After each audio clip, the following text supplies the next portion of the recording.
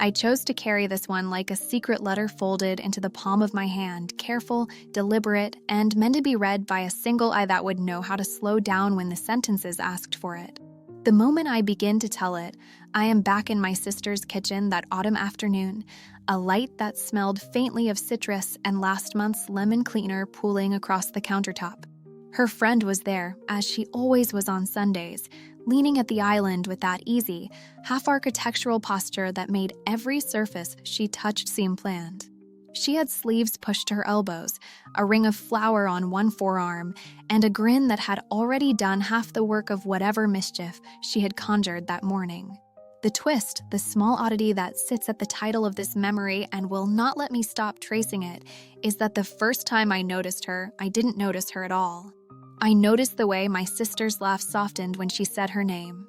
I noticed, later, that the air in the room rearranged itself so that there was a space reserved for the curve of her shoulder. I noticed the slow map of my own ribs learning a new contour. Everything big in my life seems to start with an abrasion, an edge that learns to be lived with.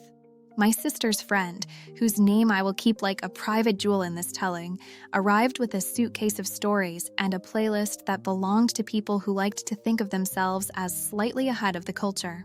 She taught me a lot of small things about the world that did not appear on syllabi: how to load a dishwasher without judgment, where to find the best cinnamon roll in a half-forgotten strip mall, how to make a particularly aggressive playlist feel like a warm hat.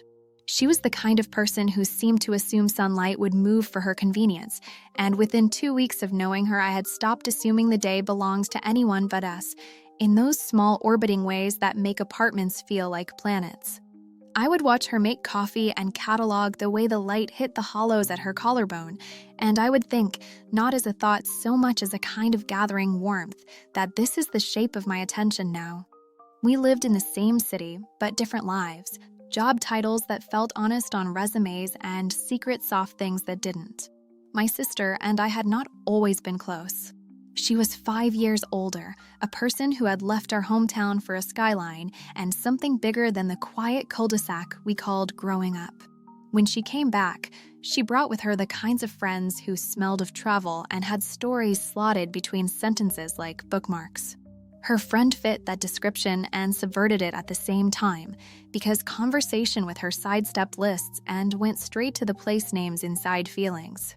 I did not plan to be important in any of it.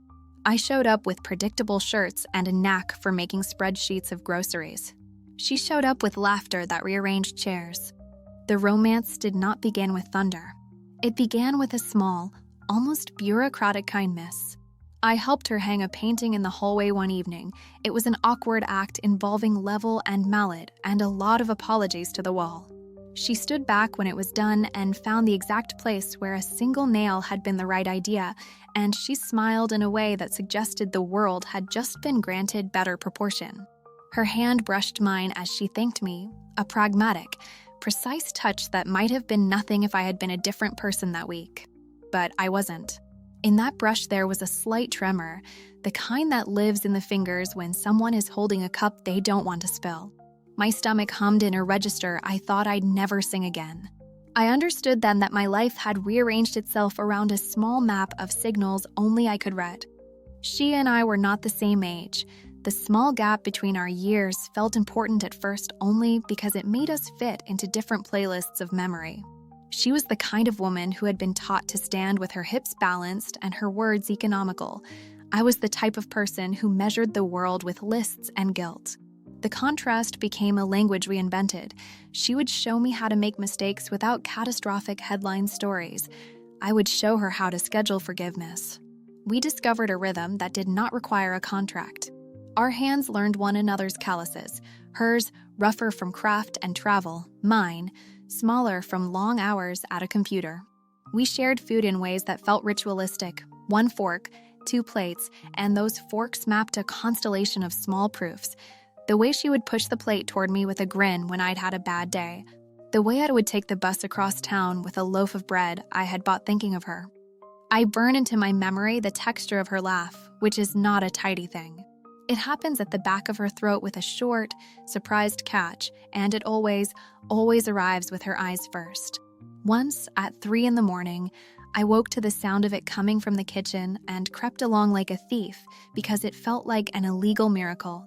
There she was, making 2 cups of tea for reasons she could not explain except that the world felt too loud and needed to be softened. She handed me a cup and the warmth of that ceramic traveled up my fingers all the way into my chest as though it were a map being lit. We stood together at her stove, and I rested my hand on her back as if mapping countries, small and hopeful. She turned with a movement that was more like permission than a decision, and the corner of her mouth folded into a question I had not known how to speak. We kissed first in a way that honored the slow architecture of how 2 lives become one. It was in her car after helping her move a plant. The parking lot lights made small suns on the dashboard. She pressed her hand to the small of my back as if to say hold, and when she leaned in the first time there was a bright and cautious geometry to it. The first kiss was a closing of a season that had been running in the theater of our days for months, small acts, and saved spaces that had previously pretended to be nothing. It was a kiss like reading a beloved passage out loud before turning the page, reverent, deliberate, and meant to be savored. I remember it as the exact temperature of her breath, and the smallness of the moment became the entire world. The complication that rearranged everything was not dramatic at first. It arrived like a bureaucratic letter stamped with expectation. My sister's friend had a life that looped into my sister's in ways that were public and anchored.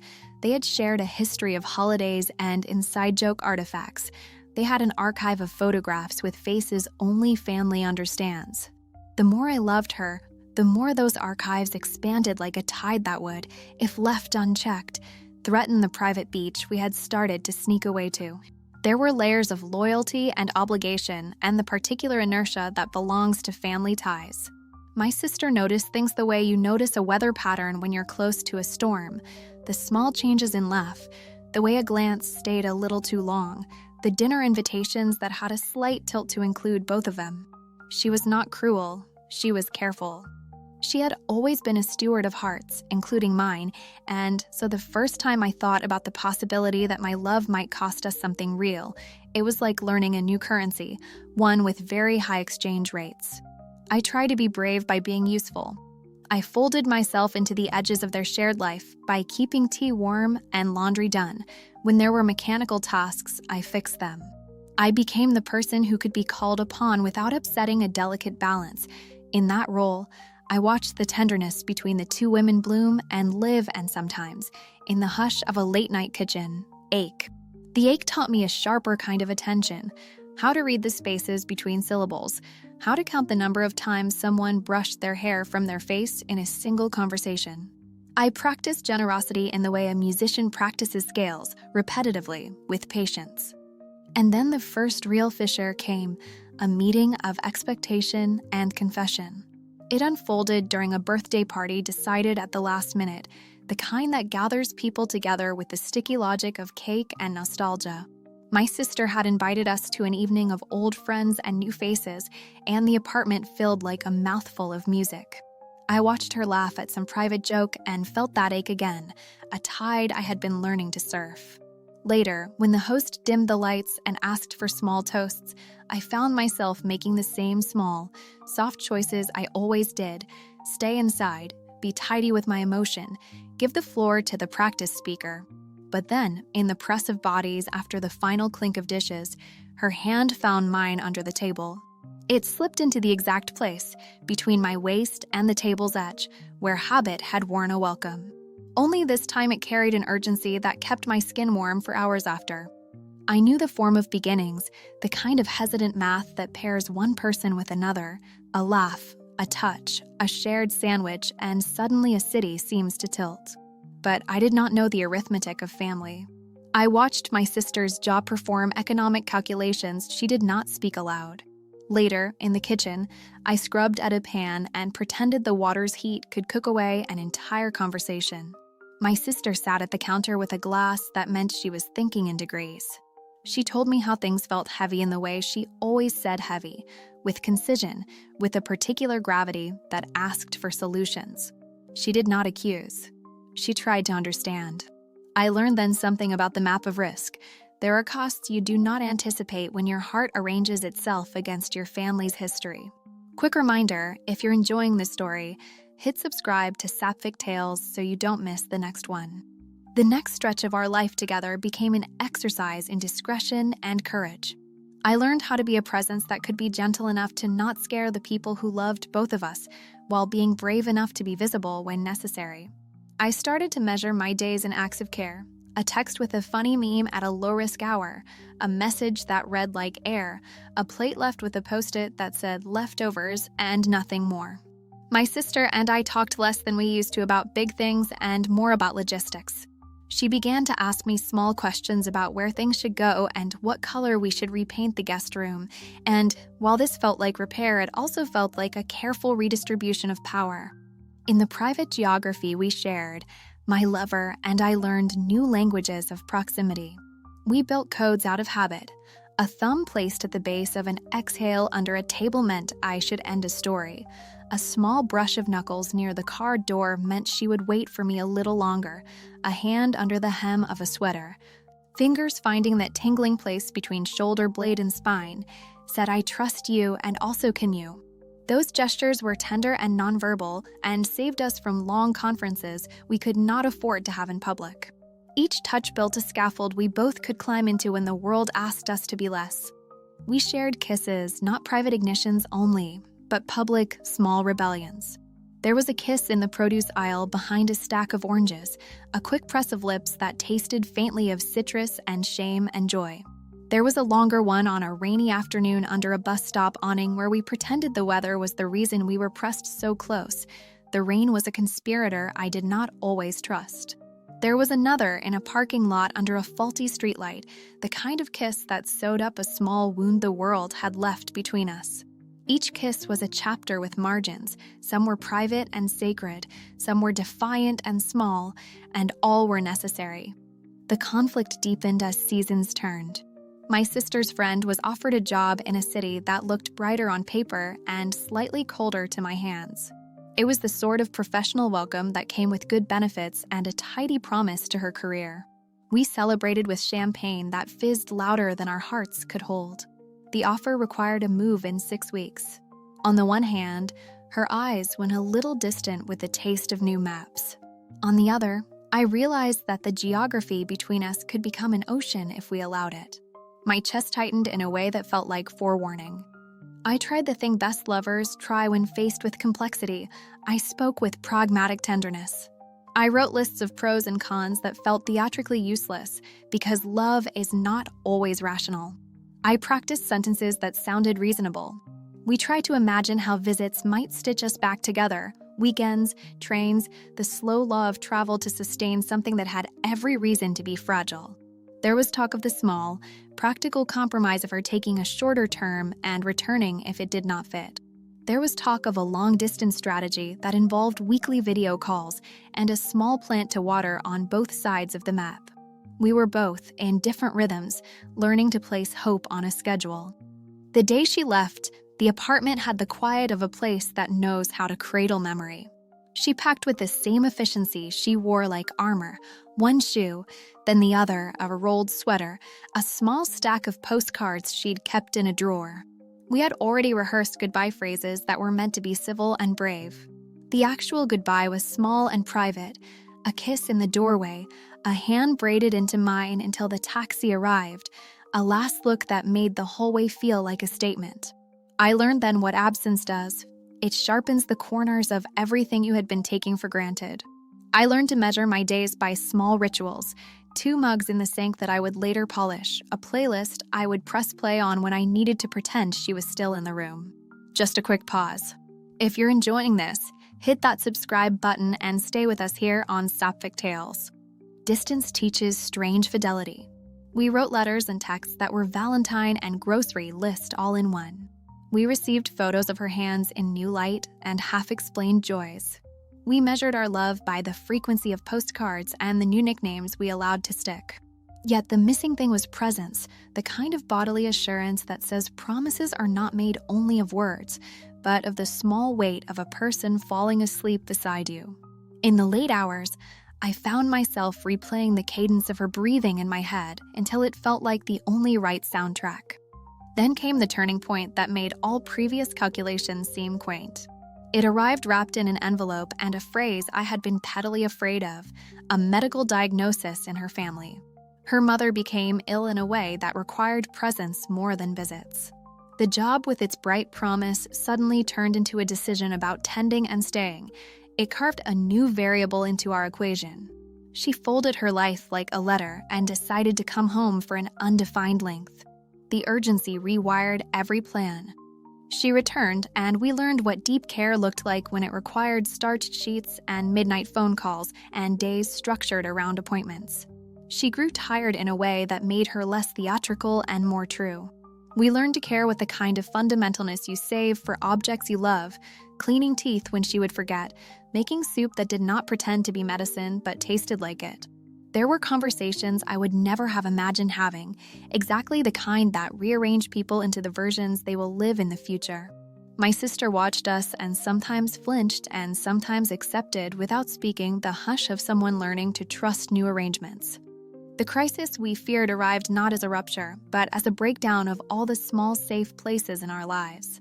Her mother's condition became a slow narrowing, a tilt toward choices that had to be immediate and decisive. We had to decide whether the job offer would be honored from afar, whether she would accept it and risk leaving the person who needed her now, or decline and perhaps allow a future wound to form where a career might otherwise have grown. The decision weighed on us like a physical thing. I remember us sitting on the edge of a hospital chair at 3 a.m., her hand in mine, and neither of us talking because language had become too clumsy. When she finally whispered the word that changed everything, she said it not like a surrender, but like a claim. She would stay for now. We made no vows that night. We simply rearranged our calendars. Don't forget, every week we share new tales. Subscribe to Sapphic Tales so you're always the first to hear them. The choice to stay became a crucible. It pushed us against the grain of what we'd thought our lives would look like and made everything more honest. We moved from romance to partnership with the pragmatic and the tender thickened together. I found ways to make space for her family to breathe in while keeping enough room that we could be ourselves. I learned how to speak beautifully unflashy sentences in hospital waiting rooms, and she learned to accept help without feeling like she was asking for a loan against her dignity. We created a rhythm of care and closeness that included new rituals, early walks when the hospital corridors smelled like spice, the habit of reading to her mother in the evenings, the way her hand would find mine under the sheets and squeeze like a compass. There were nights when grief sat at the edge of our bed like an uninvited guest. We sobbed into each other's hair in a languageless intimacy that felt like a confession and a cure. We promised things quietly, not the lofty vows of movies, but everyday promises, the ones that hold houses together. I will fold your sweaters. I will call the clinic.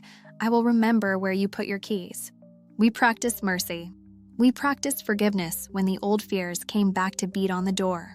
The year that followed taught me more about love than I had learned in the decade of being polite and organized. It taught me to refuse the old smallness I had inherited, the habit of shrinking when people wanted room. It taught me how to rest in a tenderness that was fierce and patient in equal measure. We learned how to keep joy on the calendar and grief in its own drawer. We let each feeling arrive without demanding it be the only one present. There were moments of ridiculous delight, a ridiculous, perfect pancake breakfast that collapsed under the force of laughter, or dancing in a living room to an overly sincere ballad until our knees hurt. Those pockets of light were not distractions, they were necessary oxygen.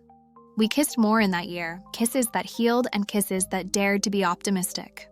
One of the kisses that lives in the center of my chest was the one we shared the night her mother was declared stable enough to go home for a trial recovery.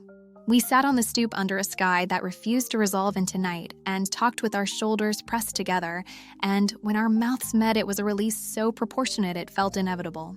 Our hands personalized each other in ways that were practical and sensorial, palm against palm to steady a shaking spoon, fingers tracing the line of a jaw to see if the person there had returned from a long absence. The intimacy we had was not always ablaze. Sometimes it was a low, steady bar of warmth that you could set a mug on without fear. We grew into labels we never tried on. We learned to be partners in public and private, sometimes on purpose and sometimes because the world was changing and had no patience for our old secret ways. We had moments of public tenderness, brief hand squeezes at socials where others would not notice the meaning, cheek brushes at family dinners when conversation veered into old territory. We were careful but not ashamed. We became a practice and courage for each other. I learned to be less precious with my freedom.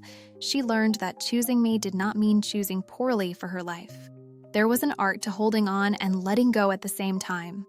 The major crisis arrived later, not as an external catastrophe, but as a kind of existential test, a job abroad that offered her a chance to shape the kind of future she had once hoped to have.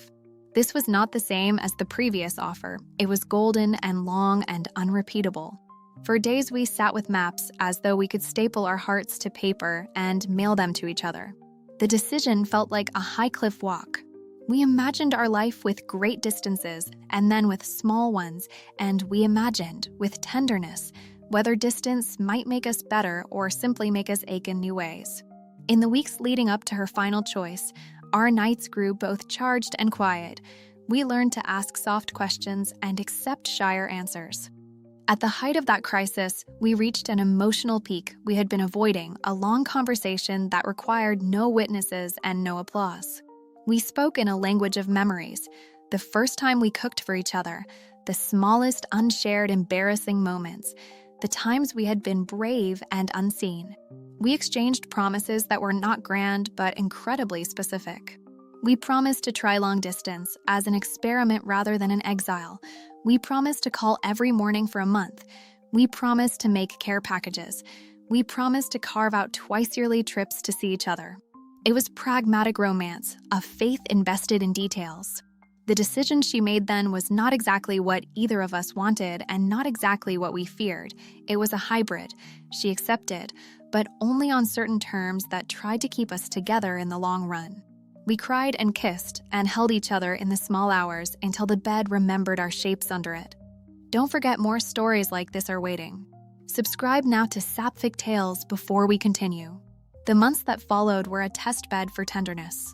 We learned how to make ordinary rituals sustain extraordinary trust, leaving sticky notes on fridges, the discipline of daily video calls, sending each other voice messages that read like slow letters.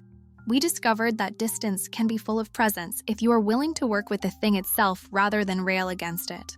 We learned to surprise each other in ways that were earnest, a surprise arrival at an airport, a new painting left on a doorstep, a jar of pickles that had meaning only to us.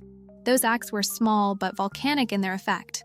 The final major turning point was not about career, but about the family fences that still sometimes tried to confine us. Her sister, who had been quietly influential in many decisions, said things aloud in one too many meetings that reminded us that acceptance is often a slow, reluctant animal. There were family dinners where questions were long and sharp, and there were the times when I felt the old reflex of smaller self rise like a vine. But we had learned how to defend each other with tenderness rather than armor. There was a moment when I stood in a living room and quietly placed my hand on her mother's, not with apology, but with recognition. The hand accepted me with a complexity that felt like a test and then, sometimes, like the first step toward a bridge. These small conciliations mattered enormously. We kissed again in triumph, not for any title, but for the simple fact that we had chosen a life over the easier path of avoidance. The kiss at the garden party where her family had gathered finally was a sealing gesture, quiet and unshowy, the kind that says we survived the weather and decided to stay. Her mother watched and then, in a moment I will not forget, smiled as if conceding a small and important point. This was our love and not a scandal. It was a daily thing made sacred by the care we had turned into practice. If it kept you hooked, subscribe now to Sapphic Tales so you never miss the next. We learned how to build a home that was not necessarily bricks and boards, but a daily architecture of habits. The way we folded blankets, the rituals of morning coffee, the regularity of check-ins, the small, practical economies of support. We learned to frame joy as often as we processed fear. We learned that grief would return sometimes, an uninvited visitor, but that we could make room for it and not let it move into the only bedroom. We learned the artistry of being two people who could choose each other daily. In the end, our story is not a tidy moral. It is a set of fingerprints on the same mug. It is a ledger of small mercies and an archive of mornings when the light found the exact part of her arm where I liked to rest my palm. It is a map with many routes, the route where I once considered stepping back and the route we chose that required courage in modest increments. We are still making that map, and each new line is made with practice and the same quiet bravery that first made me cross a kitchen for a roll of tape. Quick reminder, if you're enjoying this story, hit subscribe to Sapphic Tales so you don't miss the next one. If I had to anchor this memory in a single image, it would be the way her fingers fit into the hollow of my wrist when she is searching for steadiness, the same spot I placed every stamp of my vows. That small slot of skin remembers our decisions like a spring records its turns. I do not pretend life has become easy. I do not pretend every parent's eyebrow has relaxed fully or that the distance will never demand sacrifice again. But I can say with imperfect certainty and a full heart that when she reaches for me, my chest remembers where the door is. We chose each other and then chose each other again. Sometimes choosing a person is the bravest thing we can do, and sometimes it's simply the most ordinary, essential work of life. Just a quick pause. If you're enjoying this, hit that subscribe button and stay with us here on Sapphic Tales. Now when I walk into a kitchen and she is there, forehead creased in the way she does when concentrating on cutting vegetables, I do not find my heart beginning to catalog hazard. Instead, I keep track of new recipes we have tried and the stubbornness of our favorite cast iron pan. I keep all the small things. I file them away in the quiet places of my memory. When we argue, because we do, about bills and whose turn it is to change a light bulb and the smaller, truer irritations of living where two wills negotiate space, we argue with the aim of finding each other again. We make up with gestures that are built to last, an earnest massage, a sincere apology, a ritual of tea brewed just right. At night, we fold our bodies into one another and whisper without words. We make small promises with eyes and palms. Sometimes, when she is sleeping, I trace the line of her nose with a finger and think of how many maps it took to bring us here. I have learned how to keep a life that is generous with permission to change, permission to be tired, permission to seek joy. Love, in this version, is not a permanent flame, but a series of small matches we light for each other on purpose. Don't forget, every week we share new tales. Subscribe to Sapphic Tales so you're always the first to hear them.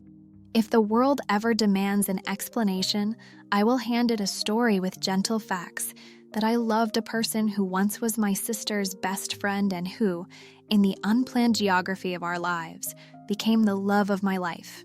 I will tell it how it is, messy, glorious, sometimes inconvenient, often quiet. I will reserve the loud parts for laughter and the patient parts for the nights we are afraid. I will keep her hand in mine as often as I can. And when the day is done and the city settles its neon into a soft hush, I will place my head on her chest and listen to the proof of her heart, which is now my favorite music. Quick reminder, if you're enjoying this story, hit subscribe to Sapphic Tales so you don't miss the next one. We built a life out of ordinary things and extraordinary brave minutes. We learned the grammar of staying, the verbs that mean more than vows. We keep learning. We are still choosing again and again, and that choosing is our answer to everything that once told us we were wrong to want. We are not wrong. We are unapologetically, tenderly right.